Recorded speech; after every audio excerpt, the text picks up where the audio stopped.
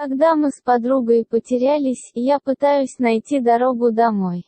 Нужно научно это все определить. Так, научно, значит, азимут 35, квазимут 48, 14 ежей, 25 вяленых макаронов.